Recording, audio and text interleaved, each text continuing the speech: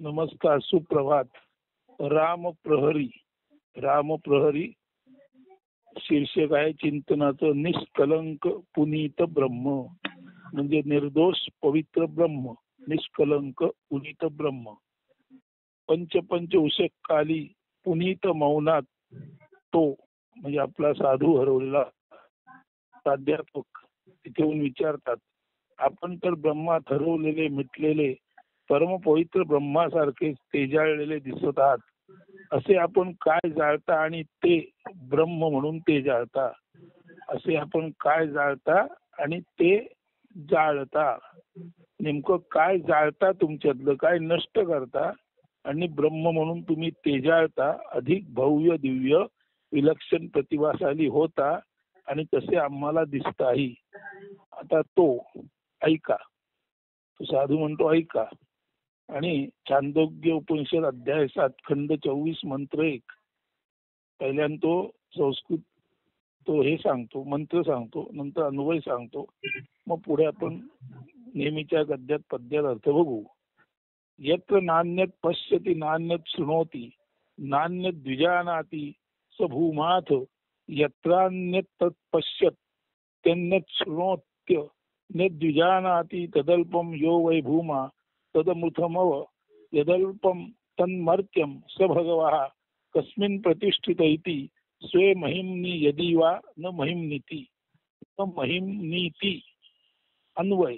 यत्र नान्य पश्यति, जिथे दुसरं काही पाहिलं जात, यत्र न अन्य पश्यति, जिथे कोणी पाहणारा नाही, जिथे कोणी वेगळेपणी पाहणारा नाही. अन्यत, जिथे कोणी वेगळेपणी पाहणारा नाही, वेगळेपणे ऐकणारा नाही. यत्र न अन्यत पश्यति न अन्यत शृणोति, वेगळेपणे ऐकणारा नाही. न अन्यत विजानाति, वेगळेपणे जाणणारा नाही. स भूमा, म्हणजे जिथे पाहणारा कोण वेगळा नाही, ऐकणारा कोण वेगळा नाही, जाणणारा कोण वेगळा नाही. स भूमा, त्याला भूमा म्हणतात. असं यत्र अन्यत पश्यति शृणोति विजानाति तत् अल्पम. मात्र जर पाहणारा, ऐकणारा, जाणणारा कोणी वेगळा असेल, नामरूपातला असेल, सगुण साकारातला असेल, तर तो अल्प असतो. म्हणजे भूमा जे आहे ते विशाल आहे, विराट आहे. आणि जिथे भूमा आहे तिथे भूमा सोडून इतर कोणी पाहणारा, ऐकणारा, जाणणारा नसतो. परंतु अन्य जर कोणी पाहत असेल, ऐकत असेल, जाणत असेल, तर अल्पम, तर तो सगुण साकारात असल्यामुळे तो अल्पम म्हणजे अल्पजीवी असतो. तेव्हा भूमा तत् अमृतम, म्हणून जे विराट ब्रह्म आहे तेच अमृत आहे आणि तेच चिरंजीव आहे.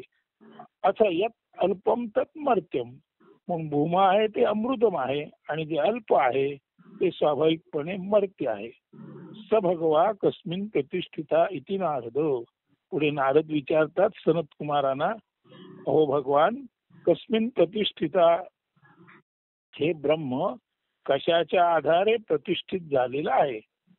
तेव्हा स्वाभाविकच सनत कुमार म्हणतात, स्वे महिमनी यदि वा न महिमनी ती, ते स्वतःच्याच मोठेपणामध्ये, वैभवामध्ये प्रतिष्ठित झालेलं आहे. किंवा असंही म्हणा, ते स्वतःच्या प्रतिष्ठेमध्ये किंवा स्वतःच्या असणेपणामध्ये प्रतिष्ठित झालेलं नाही. महिमा असो किंवा नसो, ते स्वतःच स्वयंभू आहे, वेगळ्या भाषेत. त्याच्या प्रतिष्ठेचा त्यालाही प्रश्न नाही, त्याच्या प्रतिष्ठेची त्यालाही जाणीव नाही, त्याचं ते स्वयंभू आहे. आता अन्वय झाला. आता सनत कुमार हे अन्वय परत सनत कुमार, नारद सनत कुमार याचं गद्य रूपांतर पहा. सनत कुमार, परब्रह्म एकमेवाद्वितीय आहे, त्याच्याशिवाय कोणीच नाही. म्हणून जिथे अन्य कोणी पाहत नाही, ऐकत नाही, जाणत नाही, त्याला भूमा म्हणतात. जिथे अन्य काही पाहिलं, ऐकलं व जाणलं जातं ते सर्व अल्प आहे. कारण असा अन्य कोणी पाहणारा, ऐकणारा, जाणणारा स्वतःच अल्प आहे, मर्त्य आहे. म्हणून भूमा म्हणजे परब्रह्म अमृत आहे, मात्र जे अल्प आहे ते मर्त्य आहे. म्हणून भूमा हे वेगळ्या भाषेत ब्रह्म आहे आणि जे मर्त्य आहे त्याला ब्रह्म म्हणता येत नाही. नारद, भूमा कशावर प्रतिष्ठित आहे, त्याचा आधार काय आहे किंवा त्याचा आधार कोण आहे? सनत कुमार, भूमा आपल्या महिम्यामध्ये प्रतिष्ठित आहे, किंवा आपल्या भूमा आपल्या महिम्यामध्ये प्रतिष्ठित आहे. म्हणजे आपली जी महत्ता आहे, आपली जी कीर्ती आहे, त्याच्यामध्ये भूम आहे ब्रह्म प्रतिष्ठित झालेला आहे. म्हणजे सन्मानपूर्वक ओळखलं जातं. किंवा आपल्या महिम्यावरही ते प्रतिष्ठित नाही, वेगळ्या भाषेत ते आपल्या महिम्यावर प्रतिष्ठित आहे, खोटही आहे. मग नेमकं ह्यात काय म्हणायचंय, तर भूमा जो आहे, जे ब्रह्म आहे, ते त्याचं ते स्वप्रतिष्ठित स्वयंभू व स्वतंत्र आहे. आता एकटीप ऐका, लौकिक जगातील महिमा किंवा महात्म्य हे एकमेकांच्या तुलनेत आधाराने कमी जास्त होणारे असते. मात्र ब्रह्म त्याचे तेच प्रतिष्ठित असल्याने अतुलनीय व अर्थात एकमेवाद्वितीयच आहे. म्हणजे ब्रह्माची प्रतिष्ठा महिमा माणूस सांगतो, परंतु लौकिक जगातील माणूस प्रतिष्ठा महिमा सांगताना लौकिक जगातील शब्द तुलना आधार निवडतो. त्यामुळे ब्रह्माचं किती वर्णन केलं तरी लौकिक माणसाने लौकिक भाषेत वर्णन केलेलं असल्यामुळे ब्रह्म जरी त्याच्या महिम्यावर अवलंबून असतं असं म्हटलं तरी महिमा काय हे सांगितलं जातं. आणि त्याच्या पलीकडेही काही महिमा उरतो जो कधी सांगता येत नाही. इति असं जरी ब्रह्माचं वर्णन केलं तरी ते वर्णनाच्या पलीकडे नेती नेती नेती आहे. जाणता येत नाही, जाणता येत नाही, जाणता येत नाही असं म्हणतात. म्हणूनच ब्रह्म त्याच्या महिम्यात किंवा प्रतिष्ठेवर आधारित आहे असं जरी माणसानं म्हटलं तरी ब्रह्माचा महिमा आणि प्रतिष्ठा मानव वर्णन करण्यास असमर्थ असल्यामुळे खर तर एका बाजूने ब्रह्म त्याच्या महात्म्यावर अवलंबून आहे म्हणायचं, आणि दुसऱ्या बाजूने नाही, ब्रह्म त्याच्या महात्म्याशिवायच आहे. नाही, ते स्वतःच्या जागी स्वप्रतिष्ठित स्वयंभू स्वतंत्र आहे. त्याचा एवढाच अर्थ आहे की पूर्णपणे ब्रह्माबाबत नेमकं काही सांगता येत नाही. आता याचं पद्य रूपांतर पहा. सनत कुमार बोलतायत आपल्या नेहमीच्या पद्यात. असं समजा, एकमेव अद्वितीय भूमा त्या वाचून अन्य काही नसे, दृश्य श्रवण जाण योग्य केवळ भूमा, अन्य तत्समयोग्य काही नसे. एकमेव अद्वितीय भूमा आहे, त्या वाचून इथे काही नाही. ऐकणं, पाहणं, जाणणं या योग्य केवळ भूमाच आहे. अन्य काही जाणण्यायोग्य, पाहण्यायोग्य किंवा ऐकण्यायोग्य नाही. म्हणून भूमाच अमृत, म्हणून असं हे जे एकमेव ब्रह्म आहे तेच अमृत आहे. म्हणून भूमाच अमृत, अन्य दृश्य श्रवण जाणीव योग्य जे ते अल्प तथा मरणाधीनच असे. म्हणून भूमा जे अमृत आहे, अमर्त्य आहे. अन्य काही जे जाणता येतो, पाहता येतो, सांगता येतं, झाल्यानंतर ऐकता येतं, ते अल्प असल्यामुळे मरणाधीन आहे. म्हणून भूमा अमृत आहे आणि अन्य सारे मर्त्य आहे. पुढे आता नारद विचारतात, भूमा आधार काय राही कोणे अधिष्ठित, भूमा आधार काय राही कोणे अधिष्ठानी ते सुस्थिर प्रतिष्ठित असे.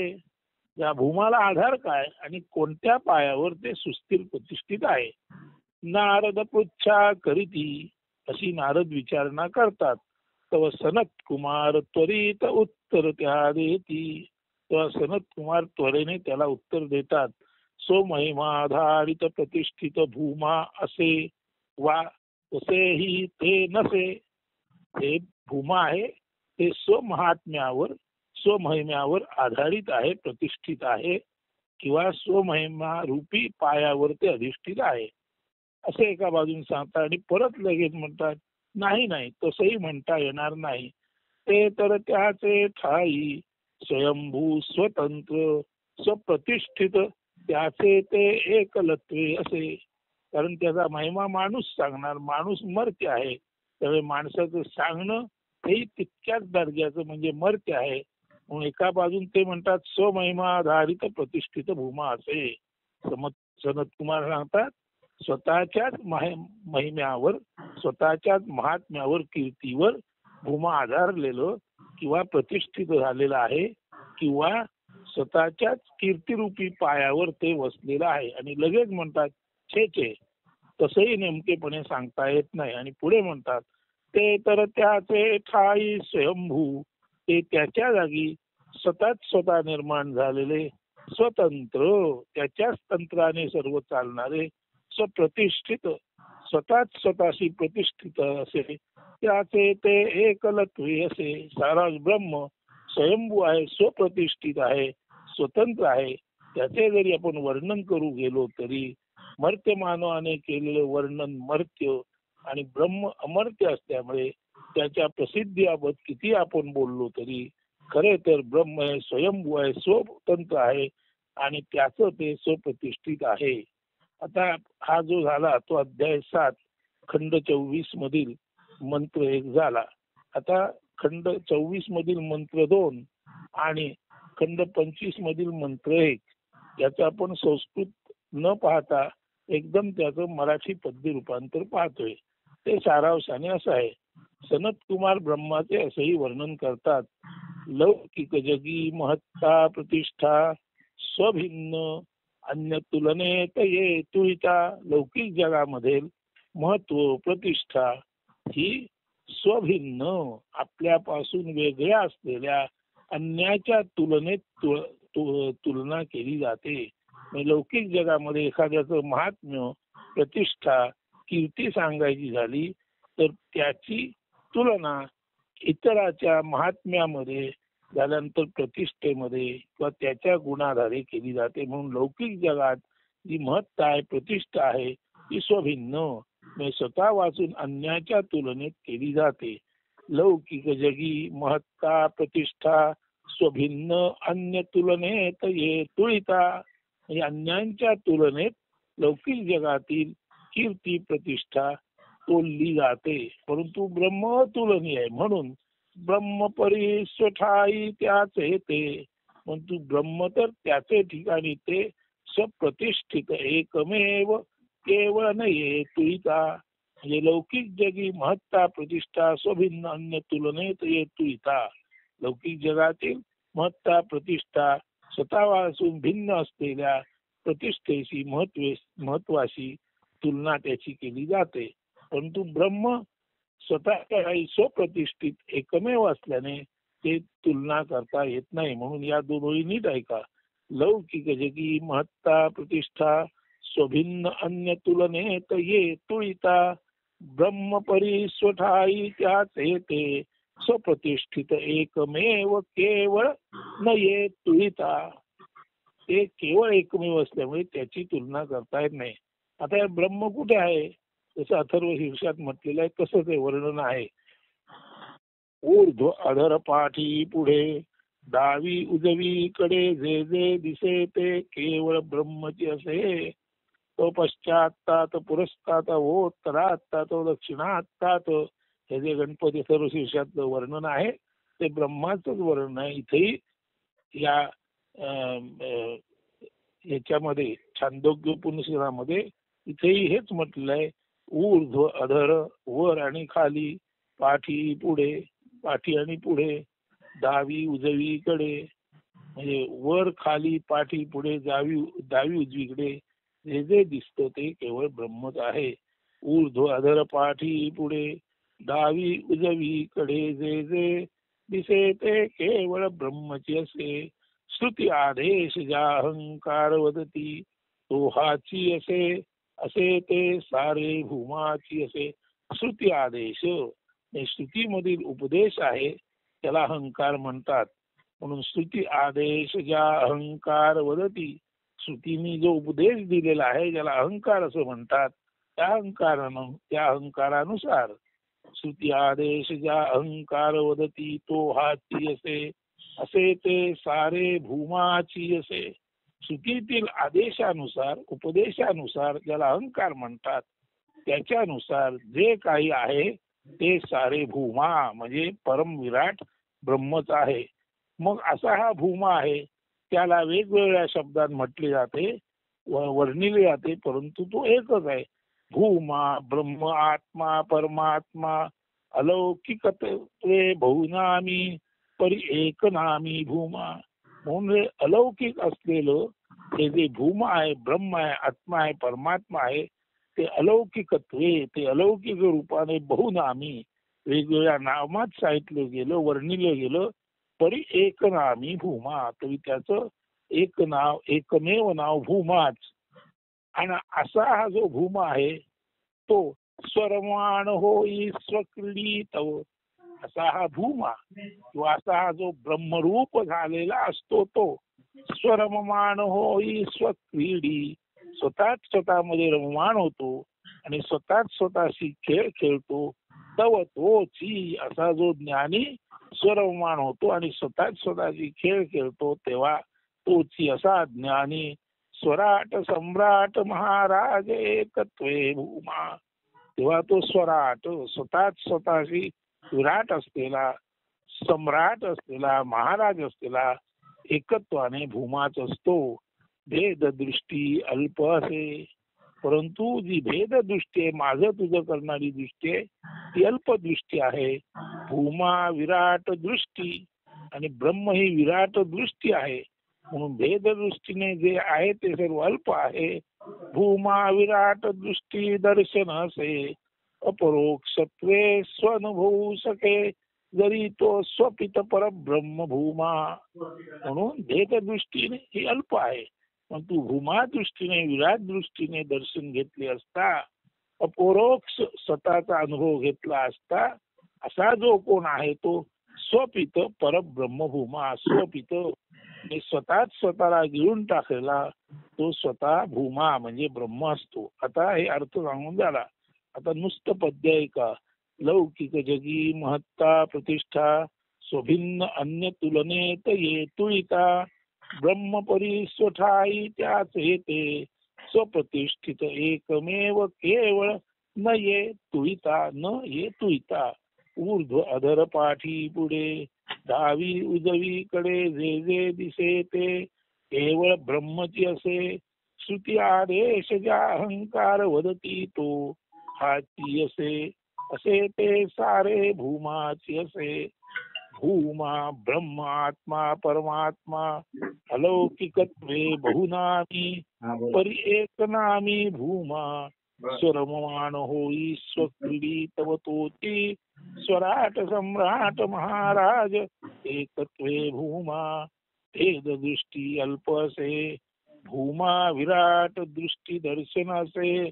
अपरोक्षत्वे स्वानुभवी अपरोक्षत्वे स्वानुभवी सके, जरी तो स्वपित परब्रह्म भूमा.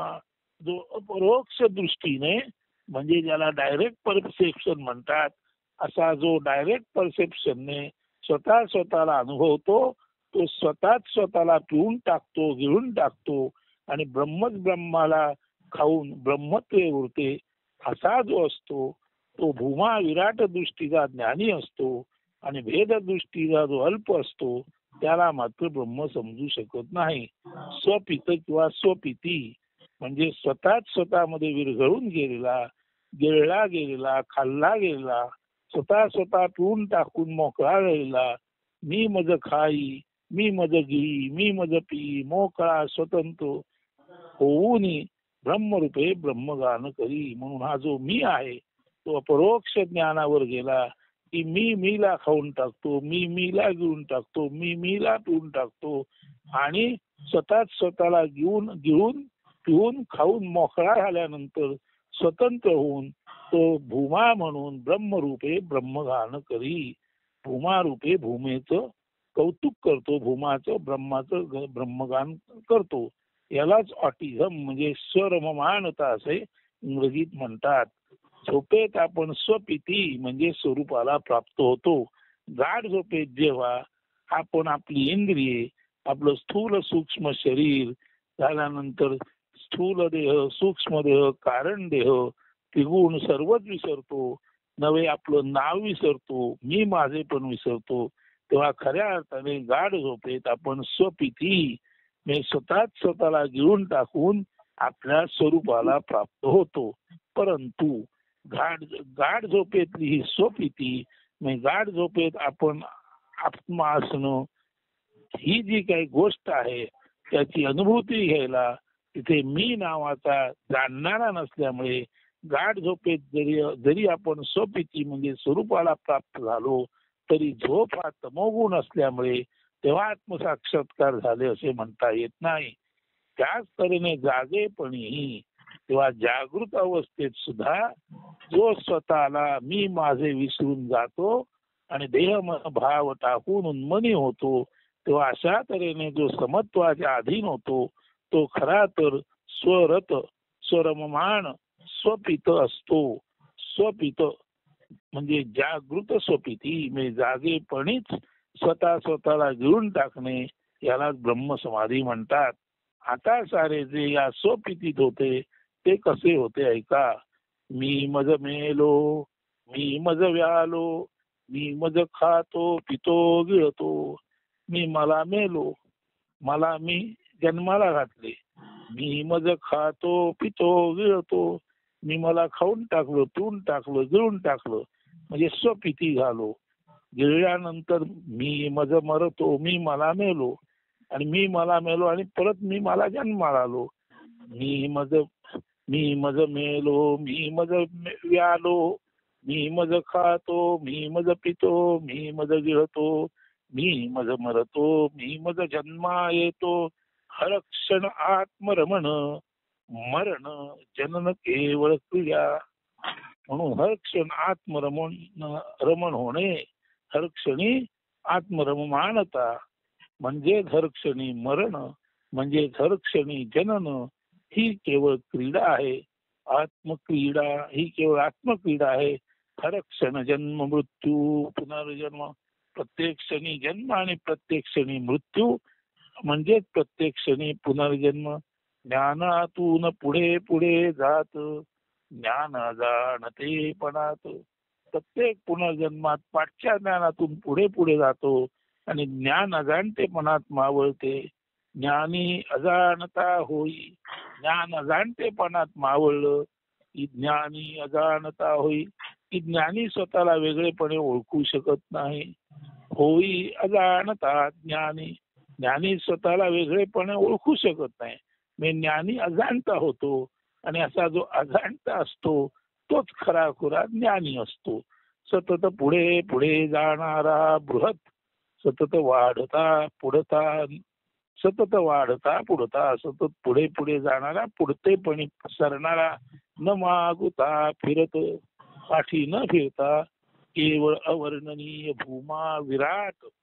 तर आता सारं मी मज मेलो, मी मज प्यालो, मी मज खातो, मी मज पितो, मी मज गिळतो, मी मज मरतो, मी मज जन्मा येतो, हर क्षण आत्मरमण, हर क्षण मरण, हर हर क्षण जनन केवळ क्रीडा आत्मक्रीडा, हर क्षण जन्म मृत्यू पुनर्जन्म, ज्ञानातून पुढे पुढे जात, ज्ञान अजाणते पणात विरघळत, ज्ञानी अजाणता होई, होई अजाणता ज्ञानी, सतत पुढे पुढे जाणारा बृहत, सतत वाढता पुढता, न मागुता फिरता, केवळ अवर्णनीय भूमा विराट.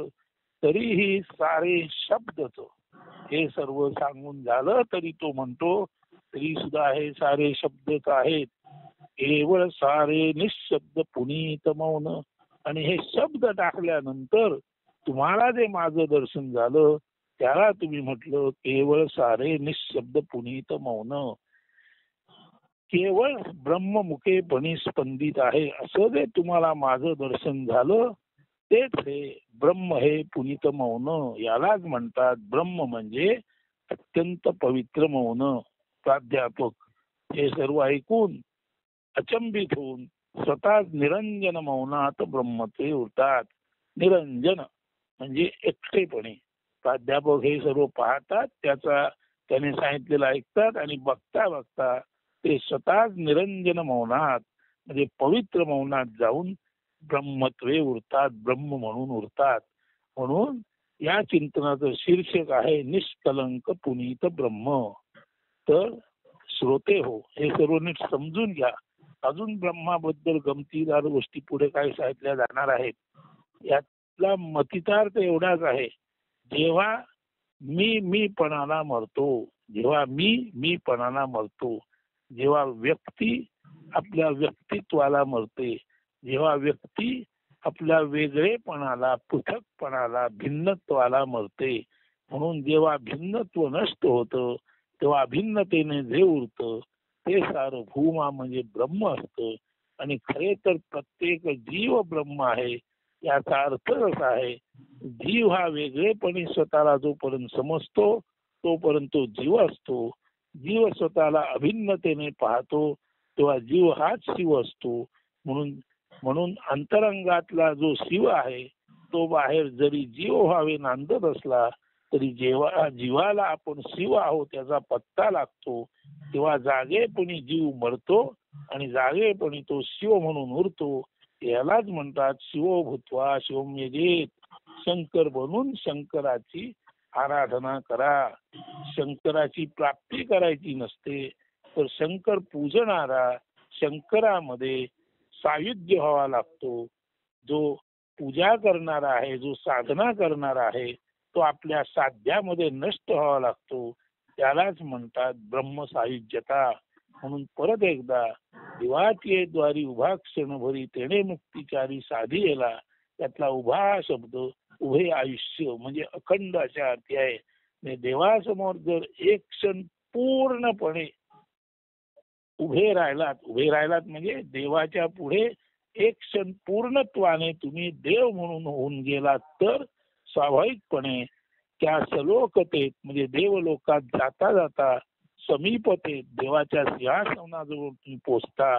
पुढे स्वरूपतेत म्हणजे देव आणि तुमचं रूप तुम्हाला आलटून पालटून एकच दिसायला लागतं. आणि शेवट सायुज्यता म्हणजे केवळ देवच उरला आणि मी नसता आलो. म्हणून मी मज व्यालो मी मज मेलो. मीपणी मला झालो आणि नंतर मीपणी मेलो. असा मी मज मेलो अशी जी अवस्था असते. मी मज मेलो तव ब्रह्म होऊनी मौनात पुनित उभा ठाकलो. जेव्हा आपला हमभाव पृथक भाव नष्ट होतो तेव्हा प्रत्येक मेलेला मी हा ब्रह्म रूपाने विराट रूपाने निष्कलंक पवित्र केवळ आणि केवळ ब्रह्म म्हणून स्वतः पुढे उभा टाकतो. म्हणून जेव्हा तुकोबाला विठोबा दिसतो तेव्हा तुकोबा जसं म्हणतो एके बाजू तुकोबा दुसरे बाजू विठोबा. एका बाजूला तुकोबा आहे आणि दुसऱ्या बाजूला विठोबा आहे. जेव्हा तुकोबाला विठोबा दिसतो तेव्हाच विठोबाला तुकोबा दिसतो. विठोबा आणि तुकोबा एकमेकाला जेव्हा पाहतात तेव्हा तुकाही जातो आणि विठाही जातो आणि केवळ विटेवरी परब्रह्म उभे असे ते निष्कलंक पुनित ब्रह्म तेव्हा उभे राहते. तेव्हा शब्द माध्यमातून जास्तीत जास्त समजावून द्यायचा प्रयत्न केला गेला आहे. ते तुम्ही चिंतनात ठेवा आणि चिंतनात असता असता असता तुम्ही चिंतने तद्रूपता त्या चिंतनातल्या विषयाशी ब्रह्माशी जेव्हा तद्रूप व्हाल तेव्हा मी मज मेलो ब्रह्म होऊन उभा ठाकलो या अपरोक्ष अनुभूतीची तुम्हाला निश्चितच प्राप्ती झाल्याखेरीज राहणार नाही. आणि जीवाचे ध्येय शिवप्राप्ती हे आणि हेच असू शकते. अस्तु. धन्यवाद. शुभ दिन.